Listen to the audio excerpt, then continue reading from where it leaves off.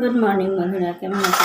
নিশ্চয়ই ভালো আছো, আমিও খুব ভালো আছি। আজকে হলো বৃহস্পতিবার, তো এখানে এসে গেছি পুজো দিতে।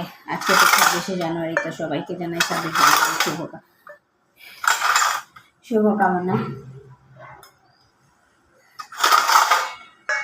তো চলো পুজোটা দিয়ে নিই, তারপরে কী কী কাজ করছি নিশ্চয়ই তোমাদের সাথে শেয়ার করবো। আজকে একটা ঘর সঞ্চারের ইনভাইট আছে, ওখানে যাবো। তো চলো দেখতে থাকবো ভিডিওটা, আর সঙ্গে থাকবো।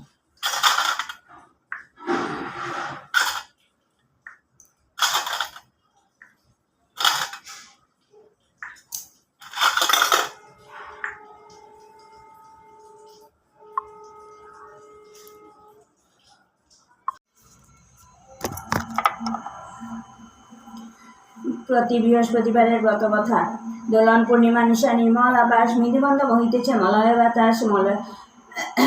মলয় বাতাস মলয় পর্বতে বসি লক্ষ্মীনারায়ণ মনসুখে দুইজনে করেন আলাপন। বিনা করে হেনকালে নারদ মুনি ভক্তিভরে উভয়েরে প্রণমিলেন তিনি। করজুড়ে লক্ষ্মীরে সম্বুধি ঋষিবর, একথা কহি মাগো তোমার গোচর। নরলোকের পানে মাগো চাহয় একবার, মর্তবাসী অন্যভাবে করে হাহাকার। বলে মাগো কৃপা করি কি পাপের ফলে, মর্তবাসী নরনারী দুঃখে সদা জলে। শুনি লক্ষ্মী নারদেরে বলেন তখন, ধরাবাসী দুঃখ পায় পাপের কারণ। লক্ষ্মীরূপা নারী শ্রীজি পাঠাইনু মর্তধামে, আমারে ভুলিছে তারা পড়িয়া মোহেতে। লজ্জা গুঞ্জত রমণীর কাছে, ক্ষণিক সুখের লাগি বর্জন করিছে। স্বামীরে না মানে তারা না শুনে বচন, ইচ্ছামতো যে হেথা সেথা করিছে ভ্রমণ। প্রতি গৃহে এইরূপে পাপের আগার, অচলা হইয়া তথা রাখি কি প্রকার। শুনিয়া নারদ বলে বিষণ্ণ বদনে, কিরূপে প্রসন্ন তুমি হবে নারীগণে। কিরূপে পাইবে তারা তব পদ ছায়া, মাগো দয়াময়ী তুমি না করিলে দয়া। নারদের বাক্যে লক্ষ্মী প্রসন্না হইলা, আশ্বাস দানিয়া তারে বিদায় করিলা। অতঃপর লক্ষ্মীমাতা বলে নারায়ণে, মর্তের দুর্গতি প্রভু গুছাবো কেমনে। শুনিয়া লক্ষ্মীর কথা বলে নারায়ণ, অস্থির হয় না দেবী স্থির কর মন। আমি যাহা বলি তাহা স্থির রেখো মনে। ধরাধামে যাও লক্ষ্মীব্রত প্রচারণে। নারায়ণের বাক্যে লক্ষ্মী আনন্দিত হয়, লক্ষ্মীব্রত প্রচারিতে ধরধামে যায়। বৃদ্ধা ব্রাহ্মণীর বেশে ভ্রমিতে লাগিল, সহর্ষা অরণ্যে এক বৃদ্ধারে দেখিল। বৃদ্ধা দেখিয়া লক্ষ্মী জিজ্ঞাসিল তারে, কেবা তুমি কারণ এসেছ কান্তারে।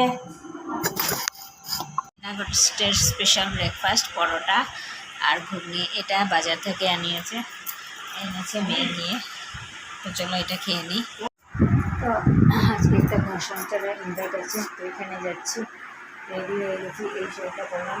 আজকে ইন্ডিপেন্ডেন্স ডের সাথে পুরো মানিয়েছি, খেয়ে পরানোর শাড়ি।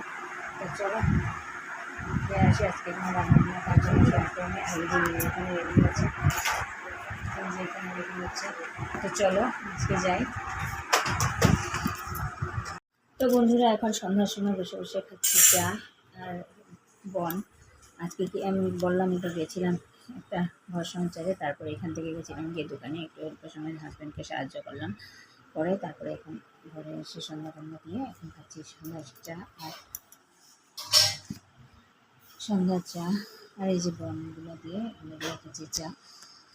আর মনে মনে ভাবছি যে আরজির যে ঘটনাটা হলো কলকাতায়, এই ঘটনাটা দেখে মনে মনে ভাবছি আমরা কি সত্যি স্বাধীন ভারতে সুরক্ষিত?